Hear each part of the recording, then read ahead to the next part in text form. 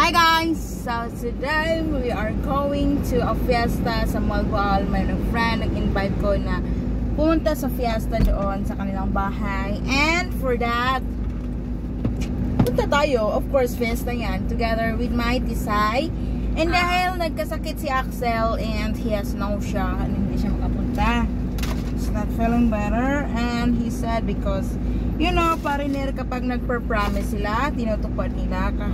So, sabi niya dahil hindi siya makapunta, ako na lang daw kasi promise na niyang na pumunta siya sa fiesta. Nung invite siya. So, sabi niya ako na lang daw at sabihin ko na lang daw sa kanila na may sakit siya na no. Like, hindi naman like, nag-no siya na talaga. Then, nilalagnat yung ante. Tapos kasama, tingnan niyo, yung kasama ko si Liam. And yes, tapos magde-deliver tayo ng papers sa lupa sa ano natin yun sa store guy. Ano yun? Yung ipatatak yung ano nila na nun, ipapasa sa DNR. And also guys, may ano din ako sasabihin. First time kong magluluto daw siya ng rabbit. First time natin kakain ng rabbit. So, first time natin kumain ng rabbit. Si Liam, kumakain ng mata. Ready? So, ready. Busy yung ano ko sa likod. Just play music. Oh, just wait. Don't play music yet. We need to...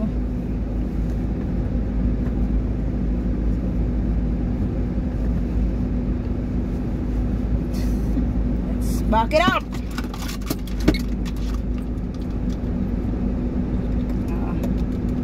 Salamat talaga ko sa sabi ko.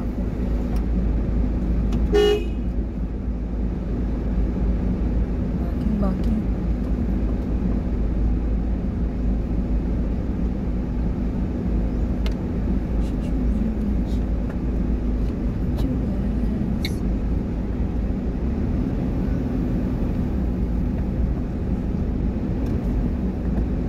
Lang. Tapos drive na tayo. Bye Axel! Love you! Jesus! Jesus. I'm jealous. Yeah, slowly. Bye bye! Love you! Kick. What do you want me to buy?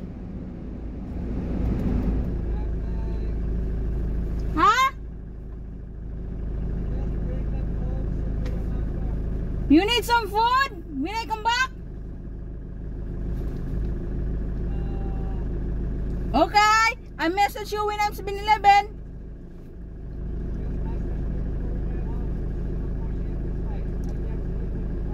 Okay. Bye-bye. Ano yung aircon? Ay, makain wife. People here. Yum. Dahil din sa pista ngayon, yung friend ko, medyo mayaman yung babae. Pero mayaman siya pero hindi siya katulad ng iba na ano ba, high class. What to help? Kuha natin. No, fine. Tapos magre-rent daw siya ng like playground para sa kids. Tapos kakatapos lang niya nagpagawa kasi ng big swimming pool para sa mga adult. Kaya ganito yung outfit ko. Kasi swimming tayo. Of course. Kasi nga last time mayroon siyang swimming pool pang bata lang. Pero ngayon yung swimming pool niya talaga natapos na pang adult talaga. Sana all. So, ini-invite niya ako. Kaya alam niyo naman yung asawa ko, yung mga apam kapag nag-promise talaga, tinutupad talaga nila yon. Kaya kahit medyo malayo, kasi 1 hour and 30 minutes driving and more, kasi nga ako yung magdadrive, hindi ako nagpabilis ng patakbo. Medyo nagiging 40 to 50 yung takbo ko kapag walang mga sasakyan sa daan.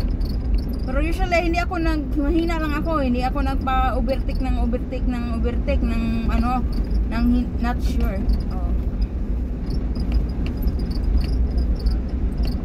overtake lang ako kapag makikita ko na wala clear talaga yung daan. Kaya alam niyo naman, Jessa is a new driver. New driver need to take care. Oh, sabi ng asawa ko, you need to take care.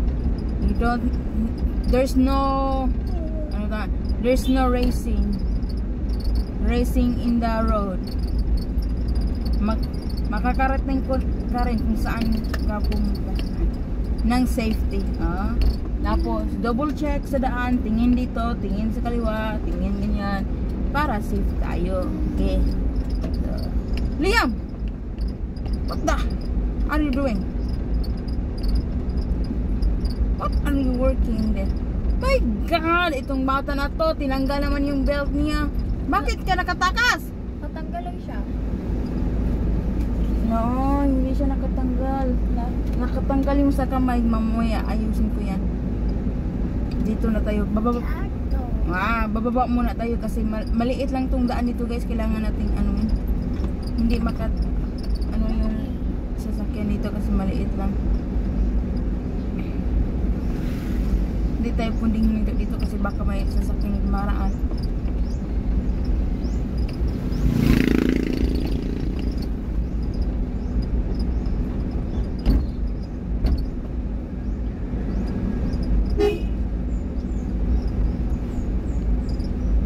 Kailangan natin bumisinaw nito. Safety is the mechanic. Safety is the mechanic.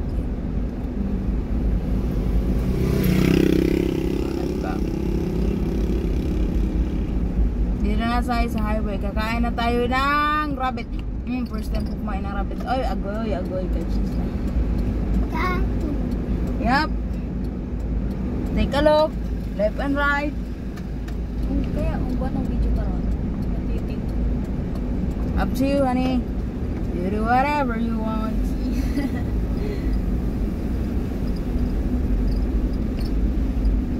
Kailangan kong lagyan ng plastic siguro itong ano ni Liam, ng belt para hindi siya makatakas. Hanap ako ng makapag-stop tayo. Hindi tayo pwede mag-stop sa kalsada lang kasi ayaw ng asawa ko na mag-stop sa kalsada. Bawal yun. Kasi baka may mag-aksidente, kasalanan natin kaya nag-stop ka sa kalsada.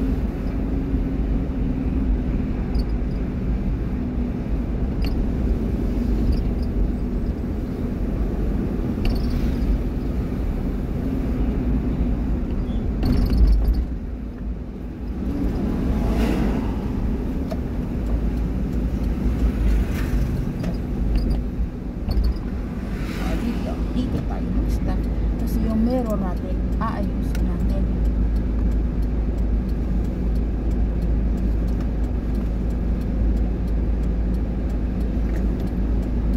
Yan, ayos na. Ready na tayo, let's go na. So kakarating lang namin sa bahay ng friend ko which is nag-rent. Ito talagang bumubugad, itong view na to, tapos nag-rent pala siya ng playground para sa mga bata.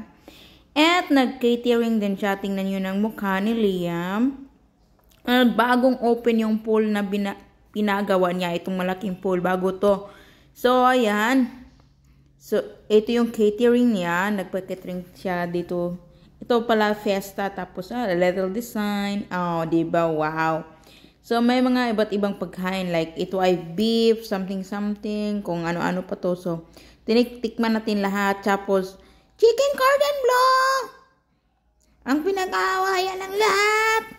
Tapos, meron din siyang lechon. Kakaiba to si Maring kaibigan ko. Kasi, nag-catering talaga siya. Tapos, pag sinabi, hindi katulad ng Filipino style ba na? Ay, pag dumating ng bisita, hain ng hain. So, ito talaga, kuha ka na ng kuha, Tapos, isang, hindi sobrahan nating dami. So, kita nyo nung outfit ko na, pang swimming pool yan. Mag-swimsuit na agad ako kasi, alam niyo naman, kailangan natin magbantay ng anak natin kapag naliligo para safety. Kailangan talagang bantayan.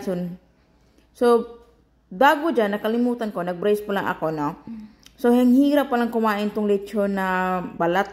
Sobrang sarap pa naman, kaso nga lang, sobrang hirap. kainin. So, ayun, nakita nyo na, no? May mga pansit, ganon. Tapos, mga sauce.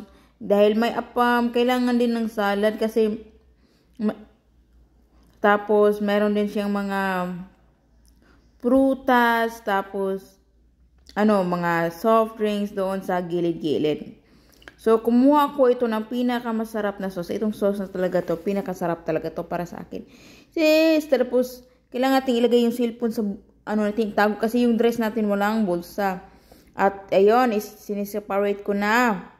Tingnan nyo, meron pa silang dessert. Photo, something. Ano ba yan? Hindi ko alam yan kasi hindi ako mahilig sa mga sweet na mga pagkain. Hindi ako mahilig sa mga ganon na mga pagkain. Alam niyo naman, kumakain ako pero hindi ako ewan ko ba, hindi ako mahilig sa mga matatamis na mga dessert. So, ayun. So, ano ba itong palipad-lipad? Butterfly. So, ayun. Habang kumakain ako, talagang tiniming ko talaga na makaupo ko na ganito na upuan kasi para makita ko agad yung anak ko kasi naliligo sa swimming pool. Tapos, meron silang swimming pool na maliit, meron silang swimming pool na para sa mga malalaki, para sa mga adult, at meron silang baby. So, syempre, si Liam naliligo sa pang baby na swimming pool, which is hindi siya, sakto lang kay Liam na hindi siya malulumos. Sakto lang. So, habang kumakain yung mami nyo, yung mata natin, kailangan natin nakapokus sa anak ko. Kasi ayaw kong tumatakbo yung anak ko papunta doon sa malaking swimming pool. Tingnan nyo naman, swallow. Tingnan nyo, nilagyan ko sana yung parakamay yung anak ko, kaso nga lang tinanggal niya. Okay lang naman natanggalin niya as long as hindi siya pupunta doon sa adult na swimming pool. Kapag dyan lang muna siya, okay lang siya, dyan muna siya mag-swimming. Tingnan nyo ng design dito, Pack na pack. Mga bisita niya. Best ko talaga itong friend na to, Akalain niya, mabait na. Sus, may yaman pa. Uy, saan kayo yan? Nung mabait, minsan lang kayo makahanap ng mabait. Pagkatapos pala, hindi talaga nakalimutan ni Liam kasi alam niyo naman na mahilig si Liam sa mga rabbit. Tingnan niya, ayun na siya, naglalaro na siya ng rabbit. Pumunta na siya sa loob. Sabi ko sa kanya, okay lang si Liam na maglaro ng rabbit dito. Kasi ang rabbit, hindi naman siya nanagat. At hindi naman si Liam nananakit ng rabbit. Tinatouch lang niya. Hindi niya tinatakot.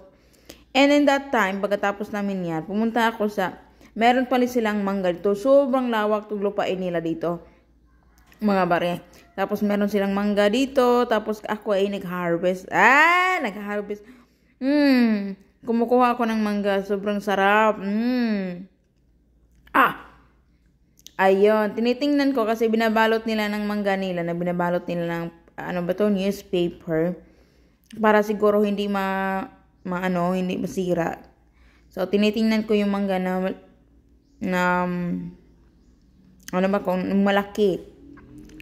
So, parang itong mangga na to, parang nasira siya ng bagyo. Hindi na siya sobrang easy na siyang kunin yung mga bunga niya, kasi nakaano na siya sa lupa. And, tingnan mo, besh. Sobrang pasensyahan nyo itong last na video ko kasi sobrang shaky niya. Hindi nakalimutan ko na i-on yung anti-shake. Kasi itong phone muna ang ginagamit ko. Kasi palagi na lang ako nakalimutan yung camera ko. Hindi pa na-orderan yung camera ko. Hindi pa na-orderan ng holders asawa ko. Ewan ko ba nakalimutan ata niya yung holder na mag-order. Ayan, 2 lang muna ang kinuha natin kasi ayaw natin kumuha ng medyo madami. Baka hindi natin makain lahat, masira pa. Masayang lang. So, ayun, 2 ang kinuha ko. Tapos, isa yung friend ko na kumuha siya ng isa din. Habang ako ay nagma-voice over dito kasi bina-voice over ko siya, naglalaway na nga ako, tumitingin pa lang sa mangga. And, dahil kasi may music, kailangan natin i-voice over to. Diba? Kasi alam niyo naman, ang mangyayari kapag hindi natin i-voice over to, makaka-copyright na naman tayo. Tingnan yun man, oh, sobrang sarap, no? Itong mangga na to, sobrang sarap, pero mukhang masarap siya, pero sobrang asim lang pala niya. And this is all for our video. Let's go to bahay na at kakainin na natin yung mangga natin. Ayun na pala, kinain na natin na aming mangga at bina-voice over ko na naman. Kasama ko pala, ipapakilala ko sa inyo yung some friend of mine, and itong nasa, alam mo naman, oh, itong nasa gitna ay si Tisay. Ito yung at ito yung girlfriend ng namatay na si Mike. So tinutulungan ko siya makahanap ng trabaho dito sa Malboal. And tsaka tinutulungan ko siyang na hindi na lang palaging naiiyak. So sinasama ko siya kaunti para makalimutan niya yung mga pangyayari sa buhay niya. Alam niyo naman, mahirap yung pinagdaanan niya. Hindi ako makarelate 100% kasi alam niyo naman, hindi nangyari yan sa atin. Thanks God, hindi. Pero yung nakikita mong tao na parang hindi siya makapag-swallow ng pagkain. Titingnan mo siya. So, sabi ko sa'yo, hanapan ko siya ng work doon sa Malboal. And nagre-rent din siya ng room sa Malboal. At doon na siya mag-work while healing herself, healing process. Kasi hindi mahirap to. Hindi mahirap kasi mahirap talaga to pangyayari na to. So, yeah. So, alam kong hindi madali para sa kanya na mag-healing kasi pag lalo't na pupunta siya sa bar, kasi kapag pupunta siya sa bar, babalik sa alaala niya yung nagpunta sila ng boyfriend niya sa bar, kakain sila sa kanila paboritong restaurant, pupunta sila sa mga beach. Nako, hindi talaga. Nahirapan talaga ako tingnan siya. But anyway, this is my day today. Thanks for watching, guys, and I love you all, and thank you for following our Facebook. Minsan lang ako nag-upload dito sa YouTube. Your mama is a little bit busy and here and there. But I'm working on it, guys, na maka-upload na tayo ng every day. Thank you so much for watching. Until next time. Bye-bye.